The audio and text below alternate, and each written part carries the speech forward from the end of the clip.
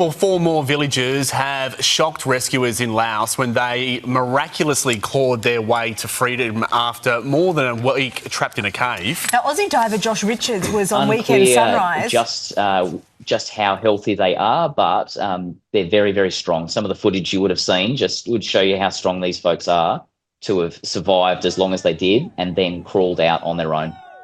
It was amazing courage, wasn't it? And hearing from Josh, just fascinating stuff. For more now, we're joined by geologist and disaster rescuer Arnold Dix, who is live in Prague. Great to talk to you again. Look, we really enjoyed speaking to you earlier in the week. You were saying that really there was a 10% chance of survival for this group. How surprised were you to see that those 4 villagers actually just crawled out on their own? Well, I'm 90% surprised. Yeah. I mean, I was punting it at 10%. What we've seen is the rain's held off. Obviously, their water pumping has worked. You're in the miracle country here. You've got 5 dead men walking. I mean, This is just amazing. Amazing. I might have shed a tear or two myself when I saw them coming out. You weren't the only one. But as you just said, it took a lot of equipment and expertise to actually lower that water to enable them to walk out, right? That's why they hadn't done it in the previous week. Yeah, and also the rain, so that monsoon had caught them off guard.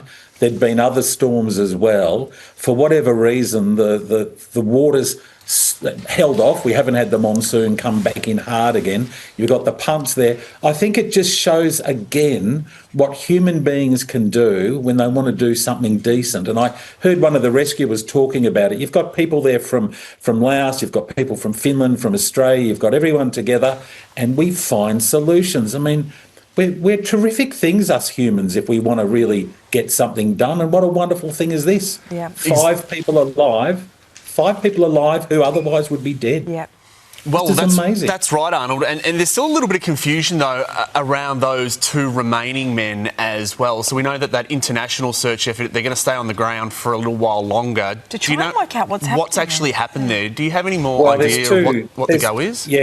Yeah, the go is you've got 2 people missing. So, I've got 5 chocolates here to celebrate the 5 we've got out. I'm going to have a little party. But we've still got 2 people who aren't there. And, I'm putting my 10% back up. Yeah. So what happens now then with those international rescue efforts? Would you expect for them to perhaps go back in and search for those people? Is that what happens? Yeah. Yeah, so this is always the tricky thing. So at the moment, we've got no rescuers dead, and we've got 5 people who we know weren't killed, and we've got 2 people who are missing. And the challenge is to make sure we don't hurt any of the rescuers, and if the 2 are alive, we rescue them. But of course, the clock is ticking on those 2. Yeah. And this rescue is all about water.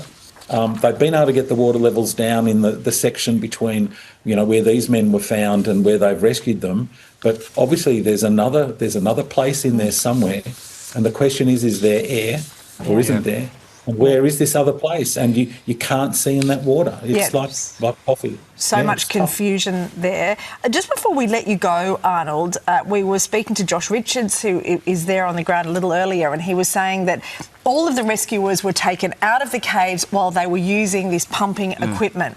So none of them were there. That's why they got a surprise when they came out. And then these men obviously just saw that the water had gone down and sort of took a run for it, if you like. Took their chances. When I say that, I mean they were crawling through extreme claustrophobic conditions. Just how dangerous was it? Because they were doing it also with this pumping equipment, which we know the rescuers had said it was too dangerous to be in the cave while that was going. Yeah, well, they've got 2 different groups of people. You've got one group of people who've been thinking they're going to die, and you've got another group of people who are not wanting to die, and they're the rescuers.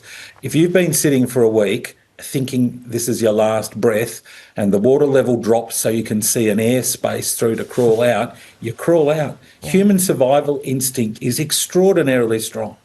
And when people are near death, the things that they'll achieve are just extraordinary. So that doesn't surprise me at all. And it just shows you, though, that technical element, the technical expertise to get that water level down and that international effort to do it, that's made the difference. That's That's what's overwhelmed my 90%, where I was feeling a bit grim, and now we've got the 2. But please, to the rescuers, please don't hurt yourselves. Yeah. And they'll have that at the forefront as well. Yeah. Arnold Dix, thanks for your time this morning and your insights again all week. Thank you. Can I just put my party lights on? Please. There you go. I'm celebrating. You I've got your chockies now. It's your head torch. Look, we're having a party. I'm prepared to celebrate 5 people who we might never have seen before. So I'm having a party here in Prague. Yep. I'm celebrating. Love it. Okay, all With the his best, head everybody. Torch, worn best by a disaster rescuer. Thank you, Arnold. Thank you.